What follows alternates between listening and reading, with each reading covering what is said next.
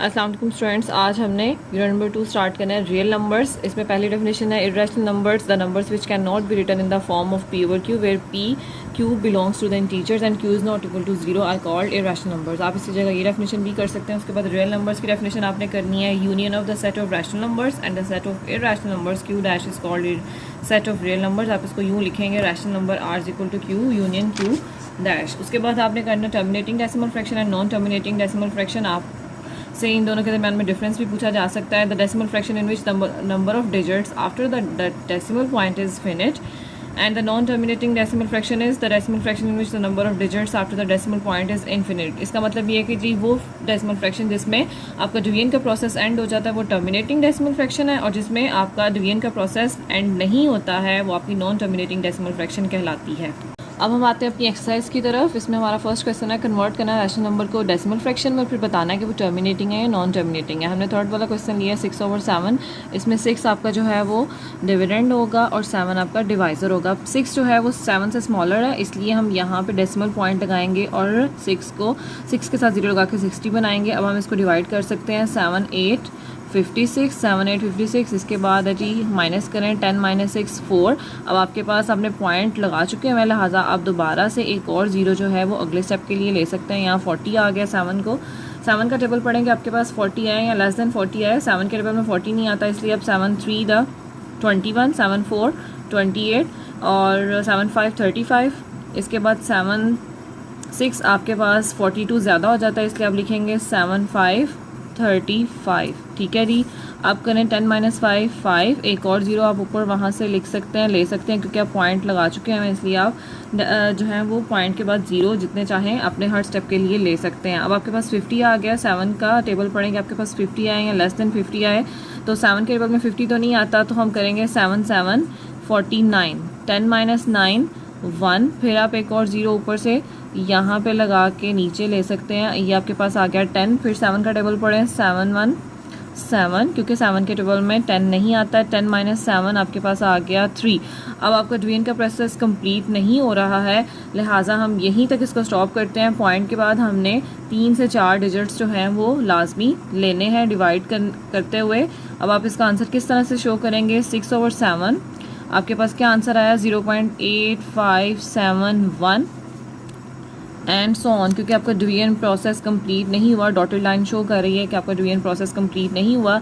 तो जिसमें आपका डिवीजन का प्रोसेस कंप्लीट नहीं होता वो आपकी क्या कहलाती है? Non terminating decimal fraction. Next question number 2 है जी convert the rational number into decimal fraction और सेपरेट करना है आप repeating and non repeating decimal. अब रिपीटिंग एंड नॉन रिपीटिंग क्या होता है? सबसे पहले हम इसको डिवाइड करेंगे और हमारा क्वेश्चन है 8/9। 8/9 को हम डिवाइड करेंगे। 8 हमारा यहाँ पे डिविडेंड होगा और 9 हमारा डिवाइज़र होगा। इसी तरह से बिल्कुल यहाँ पे भी डेसिमल पॉइंट लेंगे, क्योंकि 8 9 से स्मॉलर है, और हम इसको कंप्लीट करेंगे 0 लगा के 80 बनाएंगे। अब 9 का टेबल पड़े 80 आए या लेस देन 80 आए। 9 के टेबल में 80 तो नहीं आता, तो आपके पास 9 8 72 आएगा, आप उसको लिखें। अदरवाइज़ अगर हम 9 9 करें तो वो 81 80 से बड़ा हो जाएगा। ठीक है। 9 8 72। 10 - 2 माइनस करें 8। एक और 0 लगाएं, क्योंकि आपने डेसिमल पॉइंट लगा लिया। अब आप हर स्टेप के लिए एक 0 लगा सकते हैं। 9 8 72 अगेन फिर इसी तरह से आएगा। 10 - 2 8 एंड 0 लगाएं। 9 8 72 हर स्टेप आप देखें अगेन वही आ रहा है, रिपीट हो रहा है। 10 - 2 8, फिर वही चीज़ आ रही है आपके पास। 0 लगाएंगे। 9 8 72। तो इसमें आप देखें आपकी जो क्वेश्चन है 8/9, इसका आंसर क्या आ रहा है? 0.888 एंड 8। ठीक है जी। अब आप देखें आपके डिवाइड करने के बाद एक ही number 8 again and again repeat हो रहा है। जब डिवीजन प्रोसेस कंप्लीट एंड नहीं होता और उसमें एक ही नंबर बार बार रिपीट होगा, तो वो आपका कहलाएगा रिपीटिंग डेसिमल फ्रैक्शन। अगर डिवीजन के प्रोसेस में डेसिमल फ्रैक्शन में आपके पास कोई नंबर अगेन जो है वो बार बार एक ही नंबर आ रहा हो, तो वो कहलाता है रिपीटिंग डेसिमल फ्रैक्शन। ठीक है। अब दूसरा आपके पास एक क्वेश्चन है जी 4.5। इसको अगर हम डिवाइड करते हैं 4 और 5 को, तो यहाँ पे भी पॉइंट लगा के आप 0 लगाएं। 5 8 40। तो आप देखें यहाँ पे ये डिवीजन प्रोसेस कंप्लीट हो गया। तो ये इस तरह का जो आपका क्वेश्चन है वो कहलाएगा नॉन रिपीटिंग डेसिमल फ्रैक्शन, क्योंकि इसमें कोई भी नंबर आपका जो है वो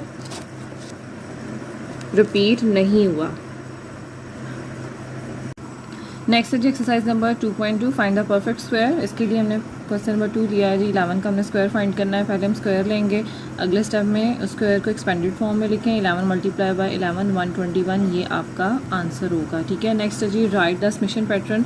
आपने 7 स्क्वायर को समेशन पैटर्न के तरीके से सॉल्व करना है। इसको सॉल्व करने के लिए हमारा जो पहला स्टेप है, हमने क्या करना है जी, किसी भी सवाल का समेशन पैटर्न के अकॉर्डिंग स्क्वायर्स फाइंड करने के लिए हम उसकी 1 से ऑनवर्ड उस नंबर तक काउंटिंग लिखेंगे। जैसे कि हमने 7 का स्क्वायर फाइंड करना है तो 1 से 7 तक हमने काउंटिंग लिखनी है, 4 5 प्लस 6 प्लस 7। अब हमने इसी ऑर्डर को जो है वो डिक्रीज़ कर देना है, यानी हमने इसको उल्टे तरीके से लिखना है। 7 के बाद 6, फिर 5, फिर 4, फिर 3, फिर 2, फिर प्लस, फिर 1। ठीक है, इन सब को आपने ऐड कर देना है तो आपके पास आ जाएगा 49। ये आपका आंसर है। इसी के पैटर्न से आपने अपनी एक्सरसाइज नंबर 2.1 और 2 को कंप्लीट सॉल्व करना है।